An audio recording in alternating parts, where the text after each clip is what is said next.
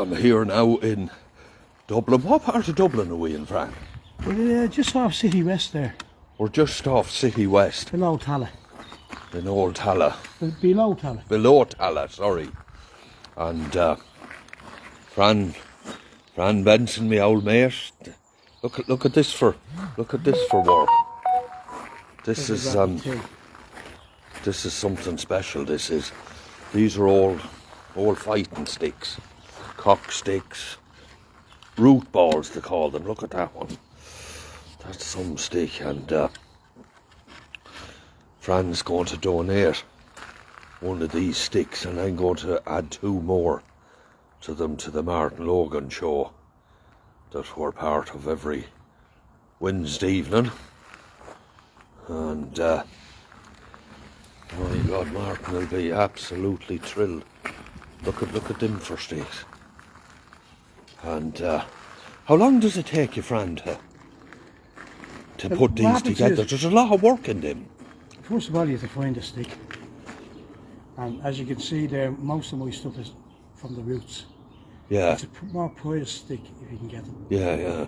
And it takes a little bit more work to find a stick of that caliber. Yeah. You have to have a good eye in it, and you have to look in, and you have to think outside the box as well, you know? Yeah. But when you find a stick, the rule of thumb is for every inch in diameter across here, it's season the stick, dry it out for a year. Usually kept vertical under the eaves of a shed. Yeah. Kept where the air can get out. And for every inch, it's a year to cure it. So a stick like that might be 3 years. 3 years to cure. 3 years cured, you know. That would be the same. Now there is ways of hurrying on a cure, but you're taking a chance. It's 50-50. You could split the wood, you know. Yeah. And there's a slow drying process. I mean, now, see one like this now. This is a serious. Yeah. That's a Warhammer, That's a serious. You'd have to go by the thickness of that, wouldn't you? By that, yeah. Yeah. By that. And that was about 4 years in an attic. Under an attic. Some of them were longer. But that is some stick, that. This was in an attic for 6 to 7 years. Didn't have to be there. It was forgotten about. Well, now the tree you gave me, I gave them Saturday night. The 3 great awfully men. And were they happy with them? Happy with them. I'm telling you, they were hugging and kissing me. They were that delighted with them. Yeah. And I told you, any Irishman, one of them, it's one of the grandest things. You can if you don't have a blackthorn stick. Yeah, exactly. And they were absolutely and one of them, he's a school buddy of mine, Big Mick Cannon, a great big man, lives up the side of Croghan Hill. He's a farmer, a dairy farm up there, and Mick wouldn't I gave him the cock stick. Well, and he knew the minute what it was, and he held it in his hand all night in the pub and would not let go of that. There's not many people. Did you give him the one that's like a claver? Yeah, that's the one I gave him. Beautiful piece. He absolutely loved it, I'm telling you. And beautiful piece, that. And what I'm going to do now is there's a piece that's kind of similar to it, but should be longer. Yes, that's it. You're dead right. She was about that length. Yeah. Well, he absolutely loved it. He wouldn't leave it out of his hand. Look at the pattern in the roots. Yeah, absolutely. That's much stronger. And you see, my grandfather and my great-grandfather, back in their day, they weren't able to afford guns and ammunition, and these were the sticks. You weren't allowed them either. Of course. You know, these were the sticks to use. And I'll tell you another story I picked up when I was at Hook down in Westmeath. Back in the 1870s, when the agri-wars was going on, there was machines coming in, horse-drawn machines for turning hay and gathering up hay for mowing and everything. And there was a fierce lot of murders over that. It was men put out of work.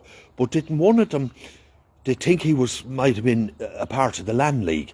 My grandfather was coming home late one night and he stood out from a gateway in the village, and he'd a musket rifle, and he said to him, Here's you going back. he said to him, you follow me now. And he made him walk up to Rahew about 2 miles. But didn't my grandfather have or my great-grandfather had the cockstick in there, you see, he always carried one. And he brought him up. And do you know what he made him do? Wasn't there an old widow woman above in a place called Rahew? It's the next parish to us. And he had a coffin with a rope out, hanging up, an empty coffin, and he made him walk round her gravel house, intimidating them, because she employed men from outside the parish to use these machines. But didn't old John the Clock was with, because he was an old clockmaker, didn't he come round? And he waited his moment, and your man had the gun turned that way like that, and whacked him on the temple. And do you know all they said? All they said was he hit the ground a thump and he never got up. That was the way of saying he killed him. And they're, I tell you, there's some things, but all something out of the gangs in New York. yeah, you know? yeah, all the Monk McGinn. all our ancestors had these. Now I was taught how to do this as a child for pocket money. What we do is we'd go up and we'd collect a load of sticks in the winter. Now we weren't even curing this. We were just getting them home, painting them, and we'd be on the bus then into Dublin, into Cleardy's on O'Connell Street, and we'd get a £5 each for them there. Isn't that a right one? Jeez. And it was an old friend of mine, he introduced me to that. He was getting £5 back then for a stick. Big money. And they were selling, Cleardy's were selling to the Yanks for about £40. Jesus. It was a big turn up. But he was coming by, this particular chap, Fatser Whalen was his name. He was coming by Cleardy's one day, and he had about 20 of them in the bag. Yeah. And as he's walking up to Cleardy's on O'Connell Street, he walked by the Gresham Hotel. Yeah. And a gang of Americans were coming out and went, oh look, they stopped them. Yeah. They shillelaghs. He went, yeah. And so they bought most of them off him there and then. Yeah. And he got a tenner each.